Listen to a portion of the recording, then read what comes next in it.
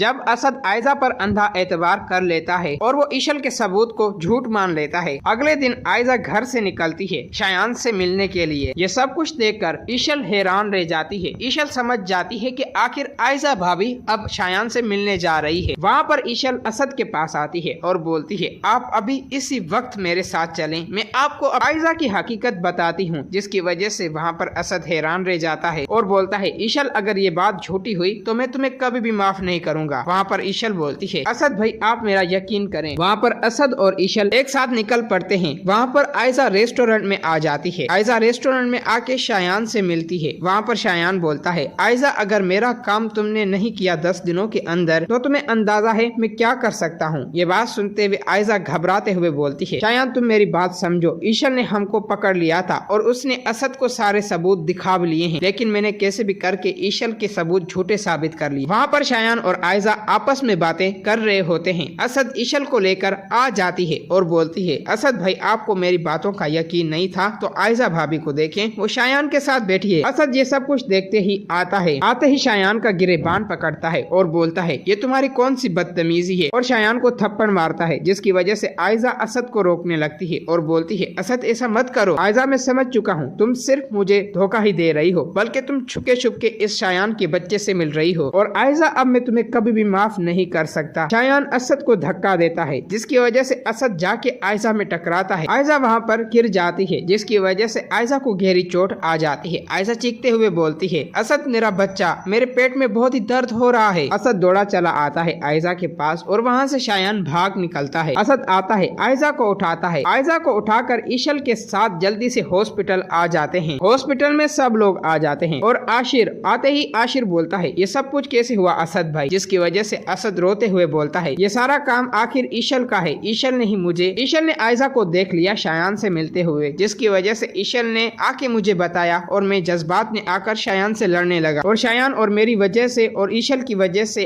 आज आयजा इस हालत में है। आयजा को बहुत ही तकलीफ है। आशिर भाई आयजा को गहरी चोट आ चुकी है। वहाँ पर असद बोलता है, अगर ईशल कुछ भी हुआ आयजा को और आयजा के बच्चे को तो मैं तुम्हें कभी भी माफ नहीं करूंगा। फिर दोस्तों वहाँ पर आशिर और असद आपस में बातें कर रहे होते हैं। कुछ ही देर बाद वहाँ पर डॉक्टर आता है और बोलता है, असद आपकी बीवी बिल्कुल ही ठीक है, लेकिन हम आपके बच्चे को नहीं बचा सके। ये बात सुनते हुए असद गुस्से से भड़क उठता है और बोलता है, आशिर अभी इसी वक्त ईशल को यहाँ से लेके चले जाओ, और मैं तुम्हारी बीवी को अब कभी भी बर्दाश्त नहीं कर सकता, और मेरे घर से निकल जाइए। असद आता है और बोलता है, आयजा मुझे माफ कर देना। जिसकी वजह से आयजा असद से बात नहीं कर रही होती और रोते हुए बोलती है, तुम मेरे बच्चे के कातिल हो और ईशल भी मेरे बच्चे की ही कातिल है। अगर तुम ऐसे ना करते जज्बात में आकर असद, तो आज हमारा बच्चा इस दुनिया में होता, और मैंने कितनी उम्मीदें देखी थी। असद मैं तुम्हें कभी भी माफ नहीं कर सकती, बल्कि तुम दूसरों के कहने पे आकर मेरी इंसल्ट की है और अपने बच्चे की जान ली है। ये बात सुनते हुए वहाँ पर असद रो पड़ता है और बोलता है, आयजा मैं तुम्हें कभी भी अकेला नहीं छोड़ सकता, और मैंने ईशल को उस घर से ही निकाल दिया है। ये बात सुनते हुए आयजा समझ जाती है कि मेरी हकीकत असद के सामने नहीं आई। जिसकी वजह से आयजा मन ही मन में सोच रही होती है, ईशल मैं तुम्हें कभी भी माफ नहीं कर सकती, अब मैं तुमसे बदला लेकर ही रहूंगी। जो कुछ भी तुमने मेरे बच्चे के साथ आज किया है ये बात मैं कभी भुला नहीं सकूंगी। वहाँ पर आयजा आखिर असद को